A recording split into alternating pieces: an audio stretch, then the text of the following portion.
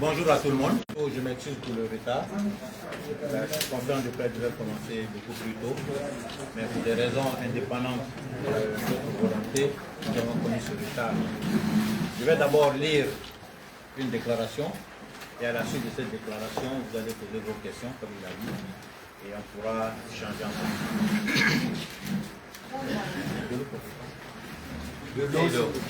L'eau. Mais on s'est dit que vous allez prendre place.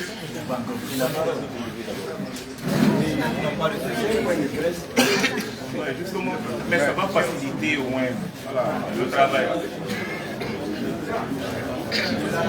Ok. Alors pour ceux qui ont des sites, on a le discours à partager après. Ce que tu as dans c'est ouvert ou pas? C'est pas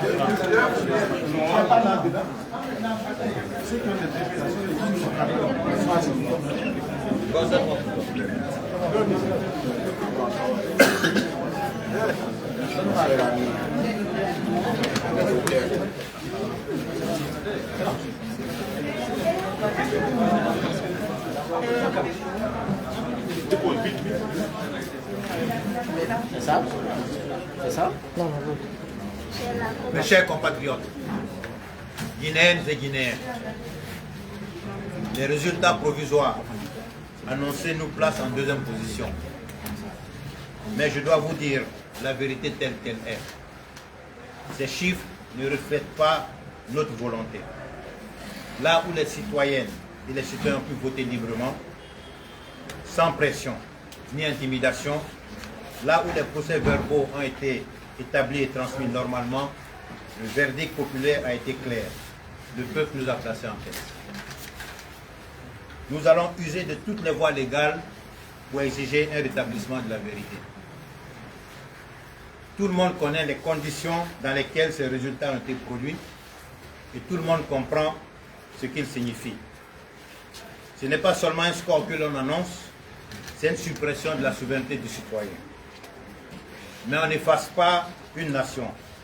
On n'étouffe pas durablement une volonté populaire. Ces résultats fabriqués ne nous affaiblissent pas. Ceux issus réellement des urnes clarifient la réalité politique de notre pays. Ils établissent publiquement une évidence. Nous représentons aujourd'hui le principal choix civil, la principale alternative, celle autour de laquelle des millions de Guinéens se sont levés avec courage et dignité. Avec ce soutien vient une responsabilité. Nous mesurons pleinement les attentes placées en nous, ainsi que les risques auxquels notre pays est confronté. Et c'est précisément pour cela que nous le disons avec gravité. Nous n'appellerons pas notre peuple à se mettre en danger. Notre lutte est politique, elle est stratégique, elle est tournée vers la construction, pas vers la destruction. Diriger, c'est savoir quand la pression existe et savoir quand ne pas la relâcher sans jamais sacrifier des vies. Le message envoyé par les Guinéens n'était pas un appel au désordre, c'était un appel à des solutions, des écoles et des enseignants, des hôpitaux et des soignants, des emplois pour la jeunesse, des routes, des infrastructures, de l'énergie, un État qui fonctionne avec discipline, efficacité, intégrité et respect pour ses citoyens. Ce programme que nous avons proposé a été plébiscité partout où les citoyens ont pu s'exprimer librement. Les suffrages qui nous ont accordés constituent un véritable mandat civil. Parce que nous portons ce mandat, nous faisons un choix délibéré. Nous choisissons la responsabilité plutôt que la confrontation. Nous choisissons la fermeté dans la vérité, mais aussi le dialogue plutôt que la violence.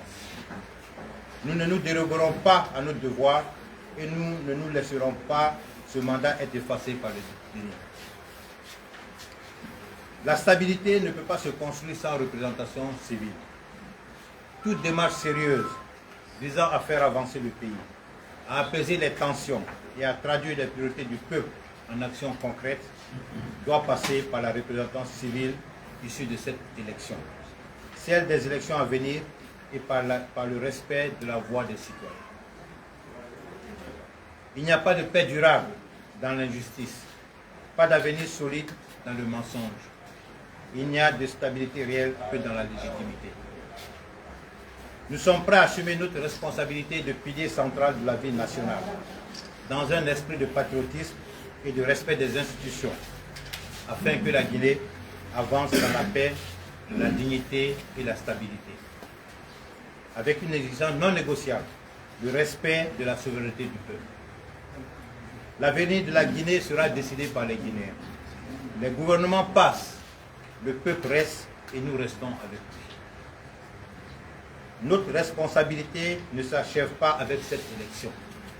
Elle est aujourd'hui plus que jamais engagée à faire de la Guinée un pays juste, prospère et démocratique. Notre position reste ferme.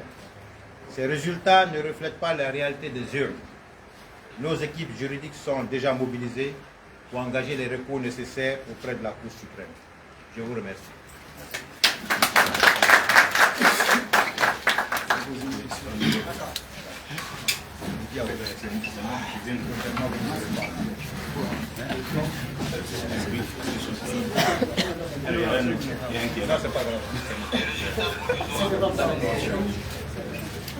Il y a une question déjà. Vas-y, Monsieur le Président.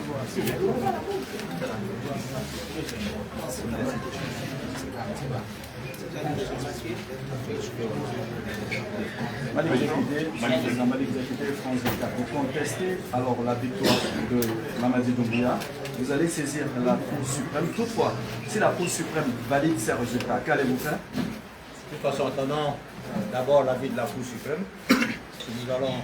Appel pour former un gouvernement d'union nationale, pour apaiser les choses, puisque vous dites que le choix a été porté sur vous, est-ce que vous êtes prêt aujourd'hui à saisir la main tendue, à appartenir au prochain gouvernement? Bon, là, vous avez bien écouté une autre déclaration. Je crois que au moment opportun, on en discutera. Oui, Monsieur le Président, bonsoir, moi je suis Djamal Diallo, journaliste au site legeni.com. Est-ce que réellement vous pouvez nous expliquer de quoi êtes-vous victime sur le terrain? Je crois que si vous avez vu notre déclaration d'avant-hier, tout a été expliqué dedans. D'abord, avant le vote, nos responsables dans les différentes régions ont été victimes de pression, d'agression, si on veut le dire ainsi. Je prends le cas de Kissidougou, où il a fallu que moi-même j'appelle la direction générale des élections pour intimer aux délégués, au maire, on veut dire, qui mettaient certaines pressions sur notre fédéral pour ne pas qu'il fasse son travail correctement.